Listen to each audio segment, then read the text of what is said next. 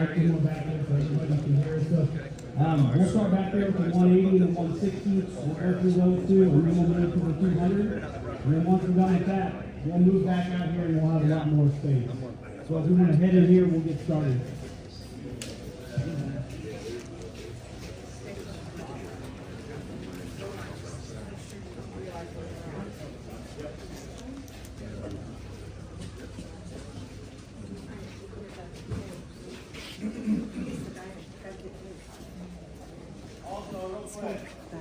I bought the safety glasses and earplugs. Obviously, with the machine fired up, along with the vacuum system's gonna get Cliff, loud, so when you have get that, some for these guys too. What is he getting? Earplugs. All right, so back here with our MP180 and 160, these are going to be joiner planers. They're going to be very similar to the two units. The 160 is what's back there in the corner.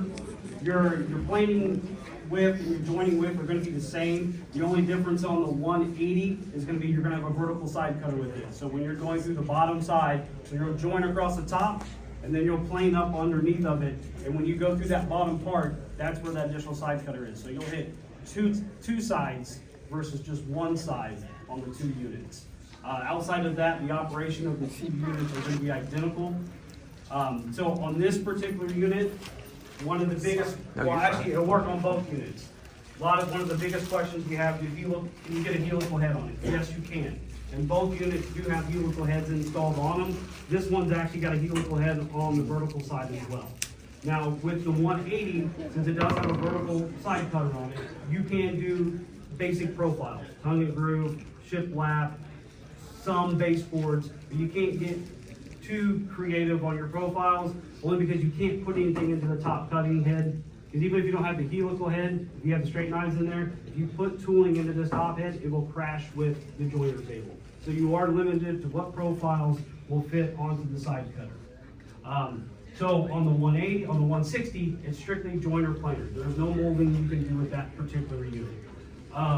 This unit is the 180, it's variable speed, so you can control your feed rates. So if you start seeing chip out, tear out on your planing side, you can slow and speed that up. On the 160, the only unit that we have is variable speed. It's a 3-phase unit. If you get a single phase unit, it is a fixed speed and everything is geared together on that one. So for your joiner table across the top, you are going to have a 12-inch joiner on both. That's your widest board you get across the top, and underneath you're going to be 16 inches on that unit. This unit, when you're running the vertical side cutter with it, you are going to be just shy of that 16. You're going to be more around 15 and a half or so. But if you remove that cutting head, you can get your full 16.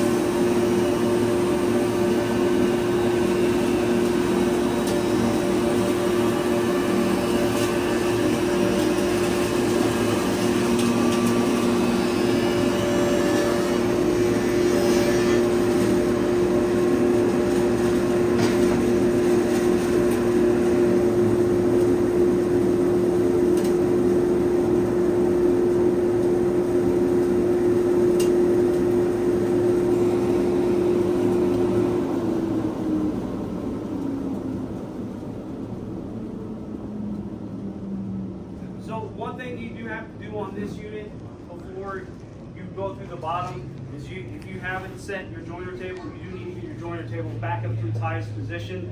And there's also a handle here, which you saw me kind of yanking on it.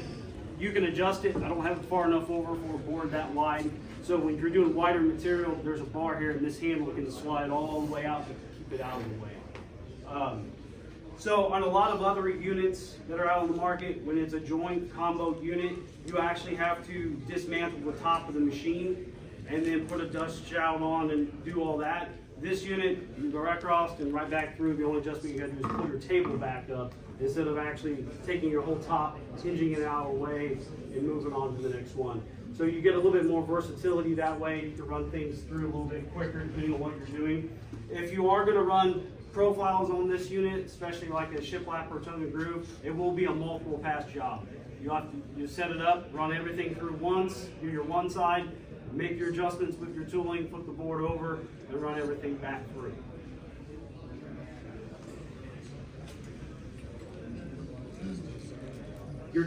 Your fence here, it is adjustable, so if you need to do angles or anything like that, you are definitely able to do that with your adjustments. This table will tilt. It'll go all the way up to 45 degrees and back up. So that's also another option for you there. If you need to do any angles or bevels or anything like that, you're able to do that as well. Any questions? You can also do posts, correct? If you want to square up a post, you'd run it through. Yeah, you'd run the face on the joiner and run that face against the fence, get your 90, and then Flip it, run it one more time. Yeah, with the, like a 6x6. Or even a 4x6 if you wanted to square it up and get Yeah. through. Like this is a 60, you know what I mean? Just to Yeah. square it. On that last pass, would you do it on the bottom again? Yeah, so you get your two sides trued up on the top, Right. and then if it's too tall for the side cutter, you just make two passes through the bottom. You just want your sides that you trued up on the joiner, those are the ones you want on the bottom of the table when you run it through. Okay, now to get that last side on the narrow side, would you adjust this to run through? If it was a 4x6, I would just run both sides on a planer bed. So you run your 4-inch side first, run it through to get even the 4-inch thickness all the way through, and flip it on the 6-inch edge, and run that through as square can. But I just have to adjust this for. Yeah, you just go up and down. That's what I'm getting at. Yep. All right, so we'll move over. So real quick, anything, I forgot, should have made this, I'll make another announcement out there for everybody here. If any orders placed today, any of the smaller units, MP220 all the way down to the 160s, an additional $250 off, and a lot of them are already on promotion now. The two bigger units will do an additional $500 off on any unit placed today. So we will go over to the 200. So the 200 is going to be a two-sided machine. So you'll have a top cutter and a side cutter. You will have it's basically half of the 260. So you'll have a top cutter on the top and a vertical side cutter. Now this unit is going to be a little bit easier for you to run profiles on because you can put profiles into your top cutter. So if you wanted to do crown molding, space-boards, casings, anything like that, that can all be done on this unit. But with it only being two heads, it will be multiple passes. Now with this unit not having a joiner on it, you do need to have another piece of equipment to square up those boards, get them true before you run them through. You'll need to have two true sides before you run it through to get the most accurate output on each run.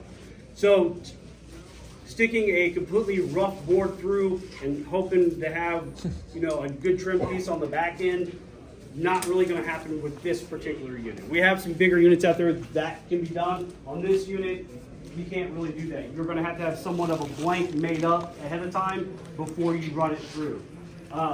Typical removal when you're just doing S2S, you're looking at about 1/8 of an inch removal on both sides.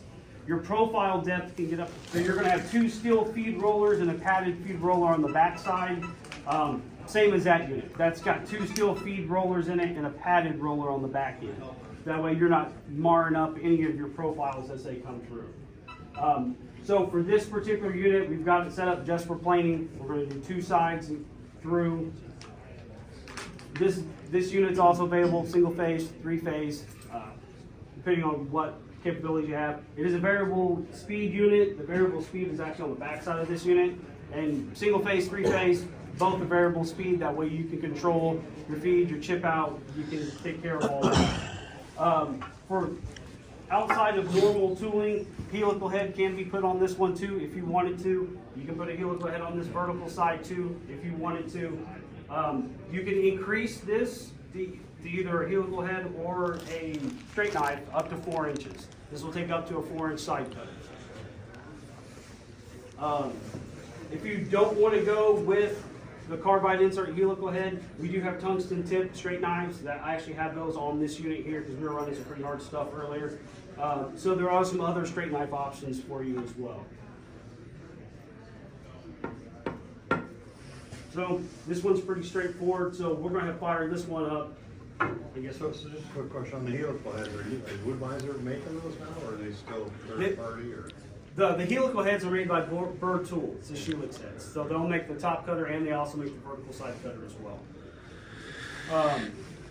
On this particular unit, as you see, that out feed table is an option. The in feed table, this part here is standard with it. This is the most common setup we sell with the additional out feed table on it. If you want the longer table like that, it can go in the front as well. So it can all be mounted. You can have 4-foot tables on both sides.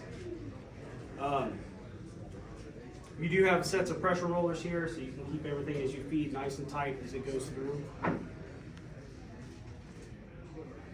All right, so I think we're going to run some boards through this one, and then when we get done, if any other questions pop up, let me know. And once we go through this whole loop, we can definitely swing back. If you've got one-on-one questions, just let me know. Because when we get into the tooling side of this, there's a lot to it. And I completely understand there's going to be a bunch of questions on that. There's so much you can do. So we'll get started through on this one.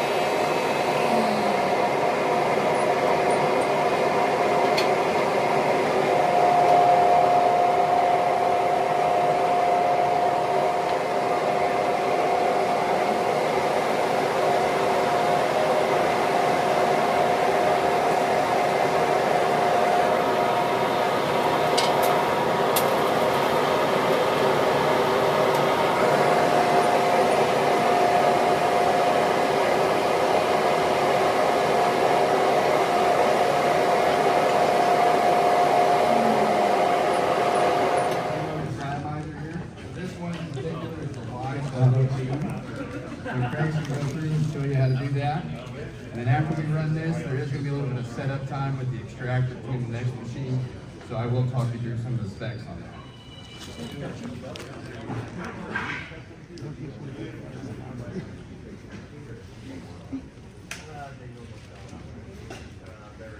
Okay, so with the SlabMizer, it is a floating planer. So first thing you want to do is you want to find your high spot. When I'm running the machine, I'll run it in manual mode before I do the auto feed, just to taking them high spots that way I know when I get full pass, I'll never get it set up. So it has a control box with the joystick, and you're on and off for your blade, and also has your potentiometer for your speed of travel down the bed.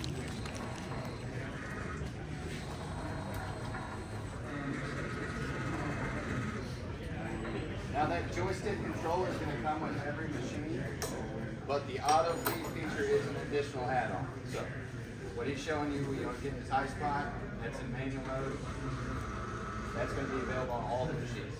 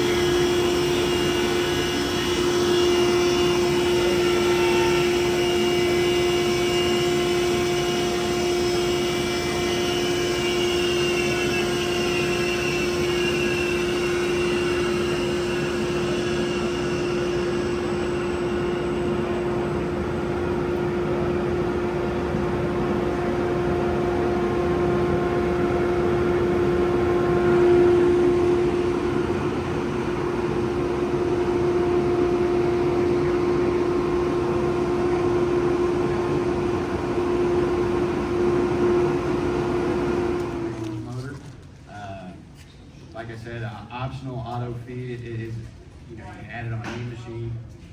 We also have a smaller unit that goes on the bed of the LT15Y. That's the MD100. It's going to be the same 3-horse motor. It's only a manual machine, so instead of the power back and forth, you're going to use that the manual crank. There's a handle you push to do that. So really, this machine, these are readily available. I would say within 1 to 2 weeks if you were to order one. This machine here, we're going to be looking at $22,995. So the standard would be the wide head, I'm sorry, would be $19,995. The standard unit, $16,995. Then the auto feed option is a $3,000 upgrade. So this is the SlabMizer. If you guys have any questions, you can see any of the sales personnel to answer any questions for you. We'll get started setting up the next machine for demonstration.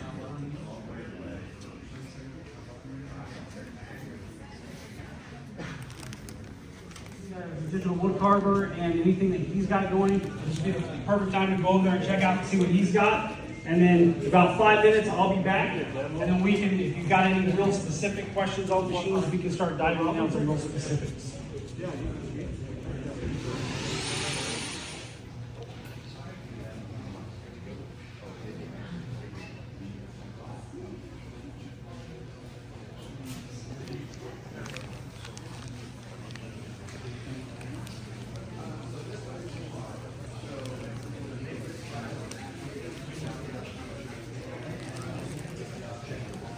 So this basically goes on a LT15 frame, I think is what he said. And then it shaves as it goes down. I don't know if it's got a helical head or a...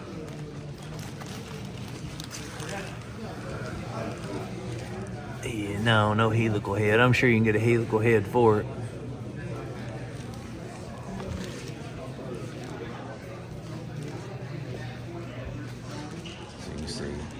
LT15 frame, they've got them set up on each end. One cutting and one shaving.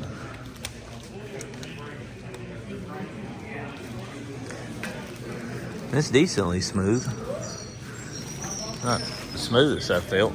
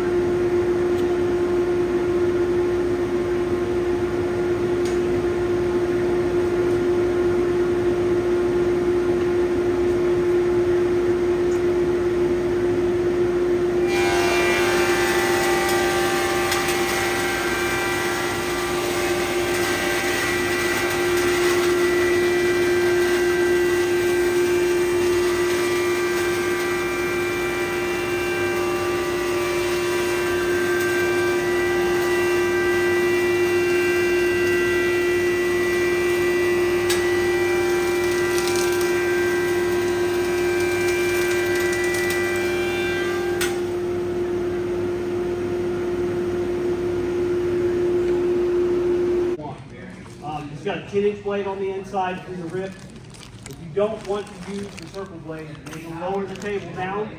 It'll slide over to the side. You can pin it in place, and then you've got the whole top to plane with, mold with, your other things like that. Now, This unit, because it's got only a horizontal cutter in it, the tooling for the profiling is a little different than the rest of the machine. But it can do the same as what almost every unit can. It's just the knives stacked up a little bit differently because you have to do it with one head. So on the bigger unit, something that you could do in one pass, this unit can be 2 or 3 passes, depending on how decorative it is and what you're actually wanting to do with it. So as far as your rip capabilities on this unit, they're going to be at 11 inches on one side of the blade, 4.5 on the other. For just planing, you're going to be 16 inches wide for the planing portion of it, that whole, because you can use that whole knife. So that's 16 inches across the top on that unit. And then for, again, for the profiles, they'll fit into the top. You'll have 2 open wings on top for your profiles, and then you'll have 2 wings that already have a planing knife on it. If you want to run 4 straight knives in it across the top, you can do that. If you don't think you're going to be doing profiles, and you're just going to want to use this as a breakdown to rip, and you just want to plane the top, you can put a helical head on this unit too. So it can just be doing S2S throughout the top, and that's all it'll do, depending on what you want and what you're needing. So this can be changed around a couple different configurations based on that. This unit does come standard with just this in-feed table. That out-feed table is optional, but again, we're showing it as how we normally sell it. So this is the same base as that 200. So if you want that in-feed, out-feed table both to be 4 foot long, you can get a second table, and this table will come off and it mounts. And all the hardware will mount to that table as well. So this has got multiple pressure rollers here. So you can space things out depending on how you need it. Depends on the profiles that you're running through. The other thing too, same with a lot of these units, just for instance, you're running 2x4s. You can stack things together if you need to. If you're trying to break it down, rip it down, you're taking a 2x4, standing up on it, you get 3 or 4 of them together, put them all through at the same time. So you don't, depending on what you're doing, if you're planing, you necessarily don't have to do one board at a time. You can make use of how wide you've got. And that's the same on all the machines. All right, so we're going to go ahead and get started with a demonstration here of ripping down some boards so we can have more boards for our 360. Do you have any questions before we fire it up? Nope? All right, we'll get it going.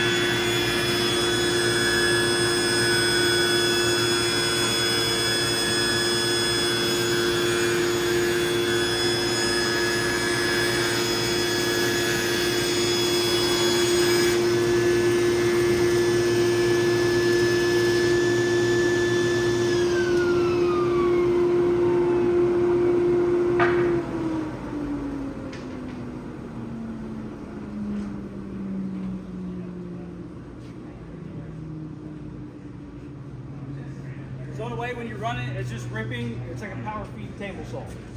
Get things done through there real quick. You can run it and bypass that top cutter. So if you've already got your dimension and all you're wanting to do is just rip it, you can do that. The only thing that will happen is those steel feed rollers will put slight grooves across the top. But if that's not your finished process, you're going to sand and you're going to do something else afterwards, you'll clear all that up on that next step. If nobody has any other questions, we'll move right behind you to this 260, which is a 4-sided unit. How deep will it be in here? Even if you just take it, just rip it. Not much. It won't take much to sand them out. No. They're probably 64 and it doesn't even do the whole point. Take the high side. Will this thing have any yardstick markers on it at all? That's an upgrade. So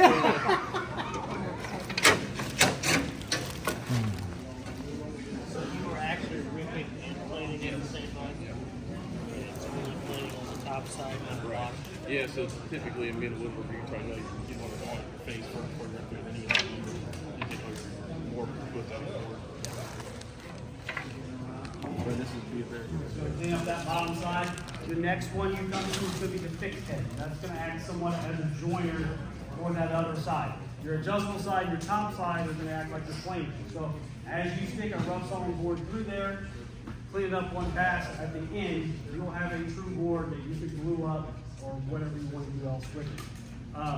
Now, keep in mind, when I say rough, if your rough lumber is a 1/4 inch out and it's got a whole bunch of dips and you're way off or doubling them in, it won't fix all that. You're looking at maybe 1/8 to 1/4 of an inch out to be able to fix in one pass. Typically, recommended removal is going to be 1/8 of an inch off all 4 sides as it goes through, so you're going to be taking 1/4 off on a pass. Now with this unit being 4-sided, your baseboards, your crown moldings, your flooring, that's all done in one pass. To get your best output on this machine, you want to start with an S4, S1. So that probably means you're going to run it through once to clean up your rough board, get it to the dimensions that you need, and then your next pass through the machine will be your profile. If you start with a rough board trying to do profiles through it, depends on how rough your board is, you will have hits and misses in your profiles. So to have the best output on the back end every single time, you need to start with a blank, and every single board that you're putting through is going to be identical to the profile you have set up, or pretty close to that. So on this one here, we're going to have 4 steel feed rollers, 1 padded roller on the back side. Shortest piece of material you can put through it's going to be about 18 inches long. As you feed through, you want to make sure at most contact is at least 2 rollers or more going through. You're also going to have a series of pressure rollers going through and adjustable fences on the inside. So on this unit, if you want to control how much removal you do off the bottom of the cutting head, there's a series of plates here that stack up. So you do have to remove your 2 fences here. You can take off this plate, and there's shim plates that go in there. The way it's set up and the way it comes to you standard, it's going to be set up for an 1/8 inch removal off the bottom. These are actual shim plates. You'll get 2 of them. If you stack both of them up and you put the top plate back on, you'll bypass the top cover altogether. So if you don't want to use the bottom part, you've already got a true board, you can pass that if you want. So once you remove all that, or you stack up, if you change that, you do need to change the height of your in-feed table if you get it. So the in-feed and out-feed tables on this unit are optional, but highly recommended unless you have a different type of table setup. You can do custom tables for this. That's strictly up to you and how your shop is set up. So for this unit, what we're going to run through, we're going to run 4-inch flooring for this. So we actually have dedicated tongue and groove knives that are 3-wing carbide inserts. So if you're looking at wanting to do a lot of flooring, those would be great head options for you. They're going to be carbide and heavy inserts, and inserts aren't too expensive. But if you don't want to spend the money to get the carbide inserts and the dedicated heads, we do have just your basic tongue and groove knives that fit in here. And what comes standard in our base pack of our basic knife set, it's this same tongue and groove profile that's in these dedicated heads. So if you decide later on you want to move over to that, the profiles will match up. So on all of our units, MP200, 220, 260, 360, we have dedicated knife sets that you can get for each machine. That'll kind of give, if you're not really sure what you want to do, but know you want to get started doing it, that basic knife set will get you started doing tongue and groove, shiplap, panels, paneling. Some of the other kits have some basic baseboards and casings. So if you're just looking to get started, that's a good way to get started because it'll give you the extra wedges that you need to hold your profile knives as well. We also have a pretty in-depth tooling catalog that's got a whole lot of options. So as you start going through there, once you get started, some of that will start clicking once you start running a little bit more and kind of figure out what So for this, if you're doing all four sides, your widest board you can put through it's 10 3/4. You can, if you're only going to do two sides, top and bottom, you're not going to use your side covers at all. You're looking at 11 7/16 for your widest joint. This will open all the way up to 9 inches, so you can run a 9-inch 6x6 or 6x9, something like that. You've got pretty good height on this as well.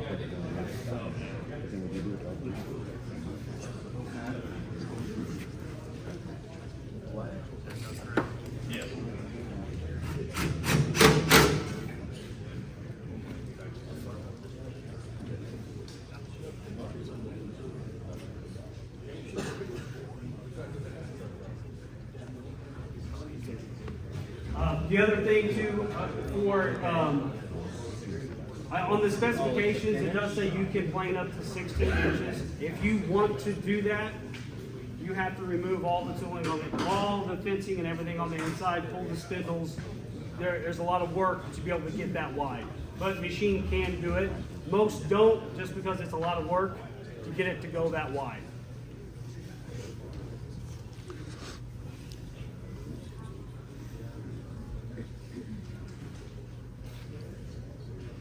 So I think we're about ready here. We'll start running things through. Is there any questions on this one before we get started? This one is our most popular unit. This is what we sell the most of.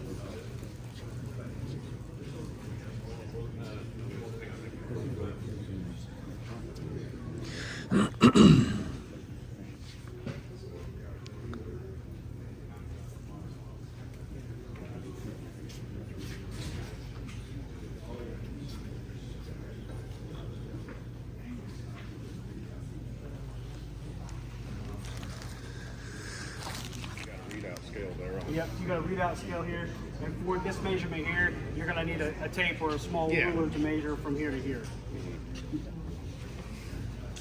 Now, recommended, once you move this head in and out, there is a set screw here. You can lock that in, so as you run, it can't walk on you. Yeah.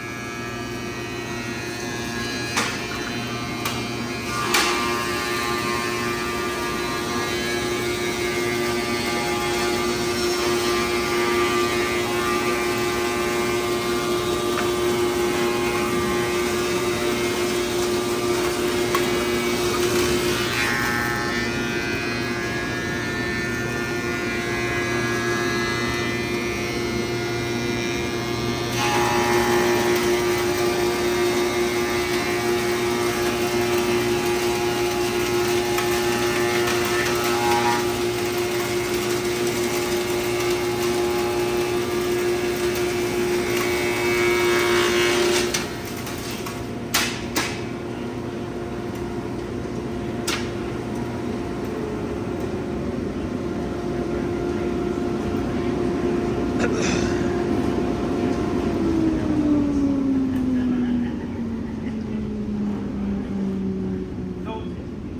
perfect example of not having a blanket the same size, things vary, missed the tongue completely. So that's where you get important to make sure everything that you shove through is going to be the same size. If not, you're going to have a lot of hit and misses like this, which some of this is pretty rough. You came right off there, so it really just depends on what you're looking for, how you're breaking it down. If you've got a whole bunch, some guys this may not matter to them, but for guys where you have limited materials, having everything exactly the way you need it to go through to keep from having stuff like this happen. Is the speed variable on the feed on this one? It is. You can change it up right Okay, here. I see. So that piece in your hand there, the inconsistencies with the work on the piece, I guess, was that due to the board not being straight or the width not being consistent? This was the width. This one was a little bit narrower than the others, and it missed that one head almost completely as it went through. And is it consistent on, if the board is tapered, is it only on one side or the other, or it could be both sides? And you have the groove side? It could be either or, depending on if you've got taper on both sides, you'll see it. If you've got one side that's more truer than the other, it's going to miss on the opposite side.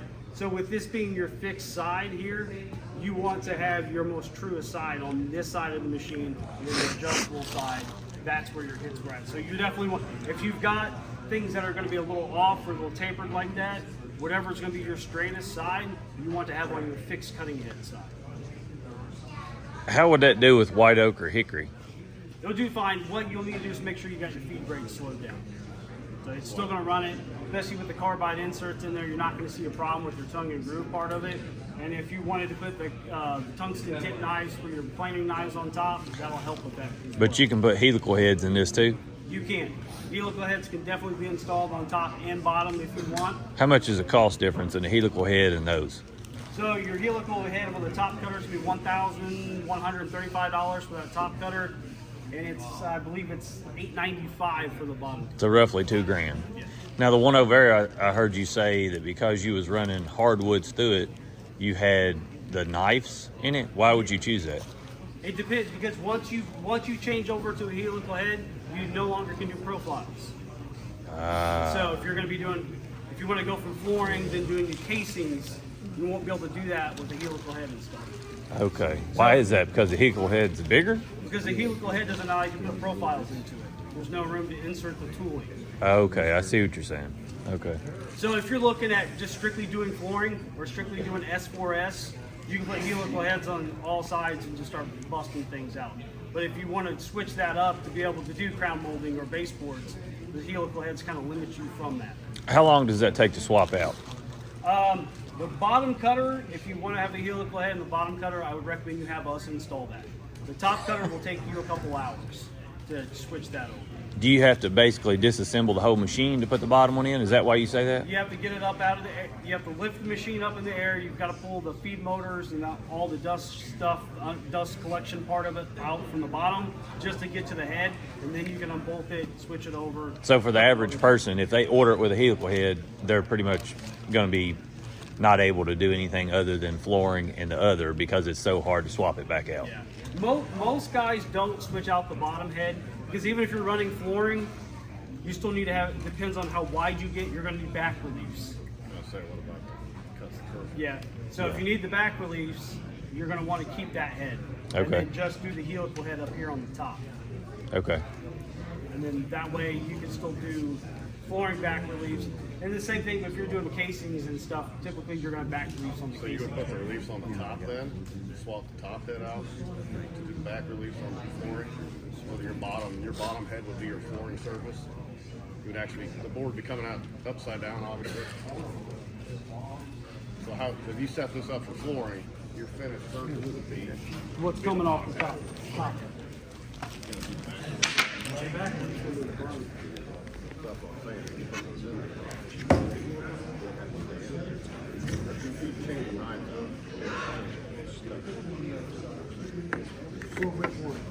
This is poplar they're running through. So it's one of the softest woods out there. You care to butt that up for me? You think you can put it together and see how it looks?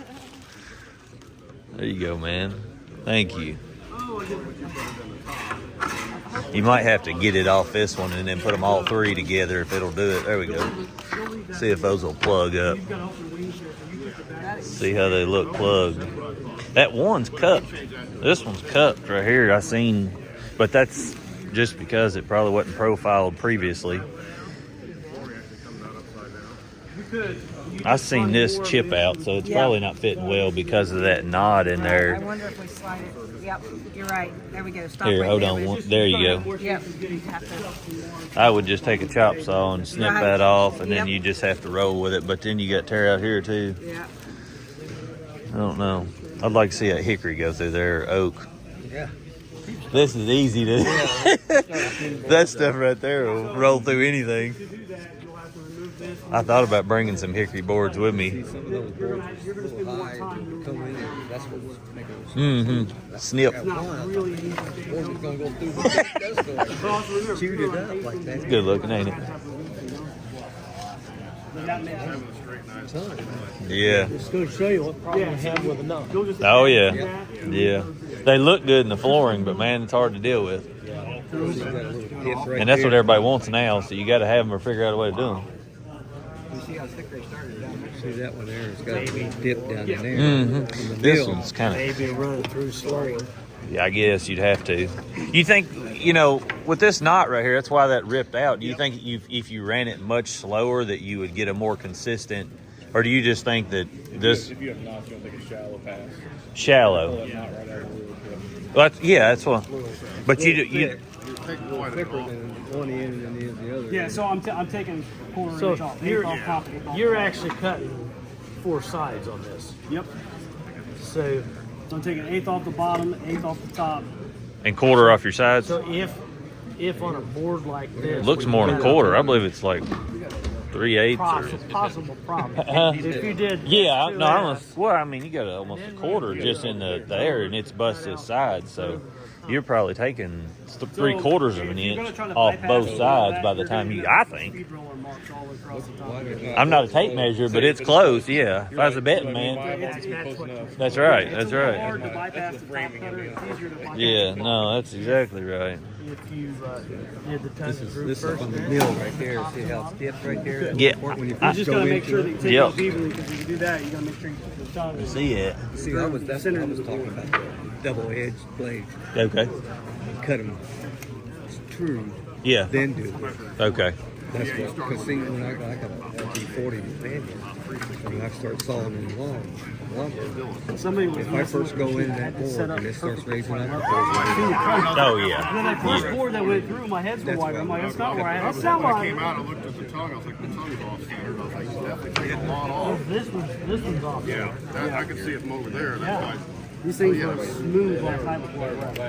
Yeah, somebody was messing with it. So it's supposed to be off center? No, it's supposed to be right in center, isn't it? Should be right in the center. Center of the tongue, yeah. So you just basically gotta get your table set where you want. Run one through, measure, make sure you're centered, and then you can keep going with it. Correct. Okay, and then you'd have to have it. So like yesterday, I ran 3 or 4 sample boards through there, made sure I was flush and good.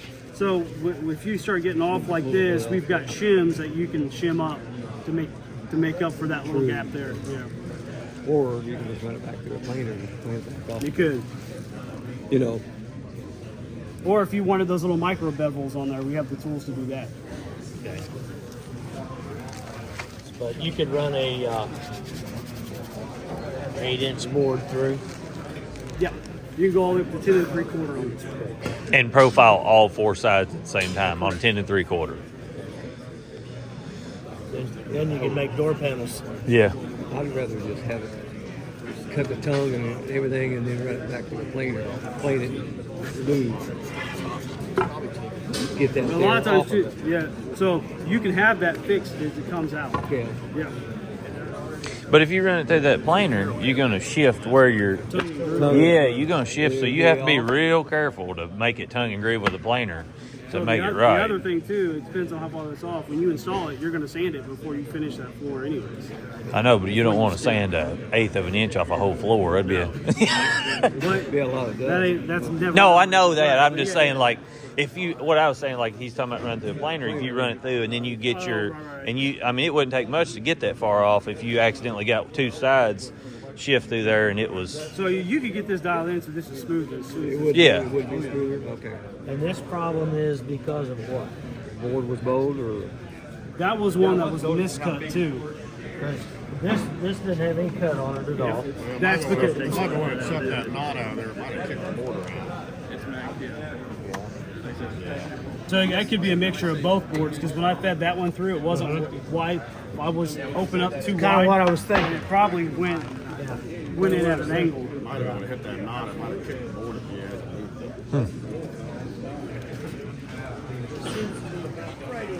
I don't see that in the same.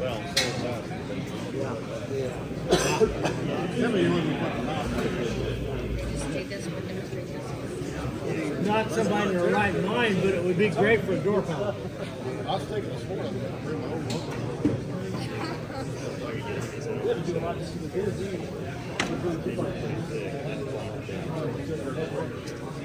Are going to be your in-feet table and your empty fence.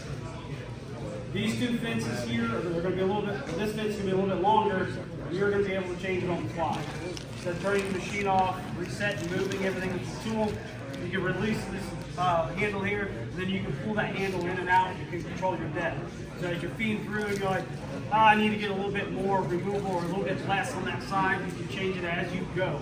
Same thing with your in-feed table. Your in-feed table, instead of having to take off the insides of that pressure roller and then to get the shims out, this one, you release the handle, you just pull the handle up and down, and that's going to control your removal for your bottom cutter. So this one's going to be a little bit more user-friendly on short runs. You're trying to get things through a little bit faster than that one. But if you're setting up for long runs, like whole bunks of wood, it's not really going to make a difference which one. This one's just going to be a little easier to set up for that longer run. For power on this one is the only unit that we have that's 3-phase power only. So if you don't have 3-phase power, this isn't going to be much of an option for you unless you get a converter. Cutting heads on this one are going to be a little bit bigger.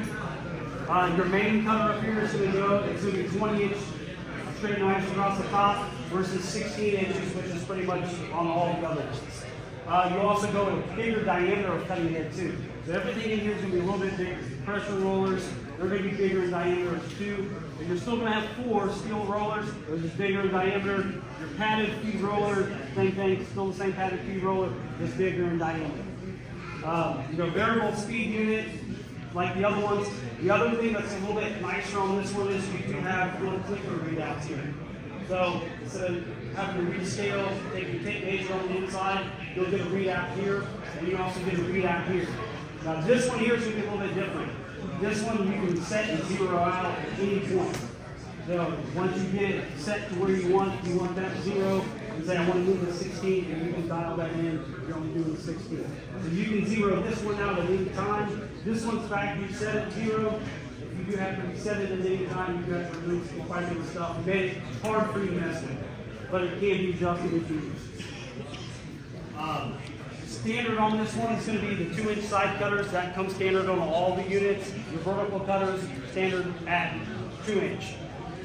The other units can go up to 4 inches. This one can go up to 6 inches. So if you wanted to do 6x6 in one pass, you can do that with upgraded cutting heads on this one. Tooling wise, same tools working all the machines except for the 220. That one's got some unique ones. So the kits that you see that are dedicated for a 260 or a 360, the only difference in those kits are the wedges. With this being a bigger cutting head, it takes a little bit different style of wedge to keep the profiles. And this one, as you see, this is all standard. Outfeed, in-feed table, that's all included in this one. As the other ones, outfeed, in-feed tables are optional. This one is exactly as you see fit. That's how you'll get it. Same thing, when you go through your switches Looks here, like it's got bigger dust you can ports and start stuff to too. stop each one of them individually. At least on that side. That side's still You can do 5 each to 4. individually. Instead of turning them all on individually and having one stop that shuts them all off, you can do them all individually, where you hit the E-stop and shut the whole thing down at one time. Dust removal on this one is going to have the same ports as the other ones. You're going to have 3 4-inch ports, 1 5-inch port. With this one having a bigger cutting head, as you can see in here, there's a fit in here, and you can kind of control your dust flow on this top. And if you really need to, depending on what you're doing, you can add an additional port here and actually have 2 coming off your main cutting head at the top. So you can add a 4-inch here to go with your 5-inch. Yeah, I guarantee it does. So on this particular unit, we've got it set up to do fluted casing. So we're going to fire it up, run some of that through. Hopefully, I'm going to double check this one, make sure everything's in its right spot before I fire it. So if you get a dust collection system from us, that's what you see back here on the wheels. That size there is great for 260 and all the other units. This unit here, if you ordered that MP100 system from us, it's a 4-bag system. This is going to put so much chips and dust out, you'll fill that up probably within an hour. So if you're looking at running this consistently all day long, it'd be ideally, you can still get the MP500, but blow it outside into a hopper or bigger container if you want. This chip extractor, the system here, you can remove these legs and still take this whole top part. There's no brackets, no shit. You can mount it to your own container, your own bigger hopper, whatever you wish. Just don't install the legs. That whole bag and system will fit right on top. You've got some more options there depending on how much you're cleaning. Are the top bags just like a filter? Yes, the top bags are a filter, and underneath is what catches all the dust. So typically on this unit, that MP500, it's a 3-phase unit as well that matches this one, and it's also going to be bigger in size. So we're running a very small unit for how big this machine is. So the MP500 is going to have a bigger horsepower, a bigger fan in it, and it's going to move a lot more material than what this one does. All right, I think we're ready to get started. As long as your cord is. I mean, suck it out. Yeah, as long as your cord is. Because it'll get the same CFM as long as you've got a big piping on it. Yeah, the bigger the pipe, the better, because it keeps more suction once it's pressurized. Or is this have it sit like an outside? You could, yeah. Yeah. You could even set it outside under a shed as long as you didn't have like rain running on it, because those bags will soak. So you couldn't have a lot of moisture in the air and stuff. But they're just using well, like those top bags, they're a softer material because they catch the micron dust, whereas the big chips just fall down and land in the bottom bags. But they make them with those huge HEPA filters that are like on semi-trucks that snap on the top, and then you got a cyclone that goes on. That's what we use. Yeah, it works 100 times better because it catches all the chips before it ever even goes in there. And then you've got a big metal pipe, you grab with a lift or whatever and throw it out.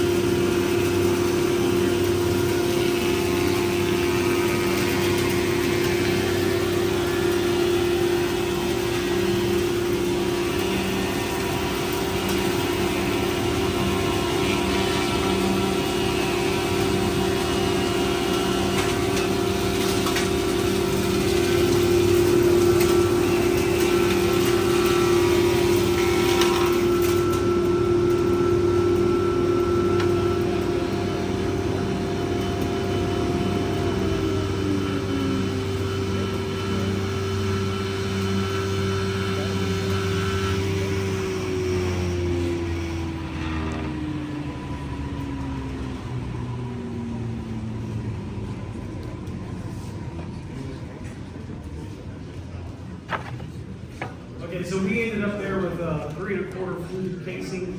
The other thing that you can do to this, I didn't install that, is a back relief on the back to make that a little bit easier to hang depending on where you're putting that casing at. As you see, that makes pretty quick work with that. So as far as same options you have, if you want helical heads on this, you can definitely do it. Top, sides, bottom, that's all an option for you depending on what you're looking for on a consistent basis. If you're doing this Slab Tony roof flooring, helical heads would be a great option for you. But again, if you want to do moldings and things like that, you need to keep the typical 4 Now, one question I've been asking a lot lately is being able to do tongue and groove stackable cans for cabinets. Doing them on these machines, not ideal. You can do about a 6x6 on this machine. A lot of guys are looking to do 8x8 stackable cans. What you run into is on an 8x8, the typical roundness of the D shape that you would do is going to exceed the 3/4 inch depth removal of this machine. But we have a machine designed to do nothing but that. We have the MP100 over there, and that is a log moulder. It is designed to do cans and things for log cabins. So our 260 and 360, not really ideal to be running 16-foot beams in here to be doing tongue and groove stackable cans. You can get some custom tooling made. You could get to maybe 7 for your D face and about 6 tall. That's what you could do on this machine, one pass, and which would be more recommended. If you get into doing 8x8s and doing the custom tooling, you're probably going to have to make multiple passes. And 16-foot 8x8 oak is going to be pretty darn heavy, so you better have some equipment on both ends, and a lot of guys see. Better have a little forklift on this end, bringing it back. Just get a plane. Yeah, there you go. Just hand him it. That's right. All right, so we're going to move over to actually the MP100 now, so you guys can see that. So if you can leave, follow ahead, pull it. Hey, when you saw the lumber lost out of the logs, you got your slabs.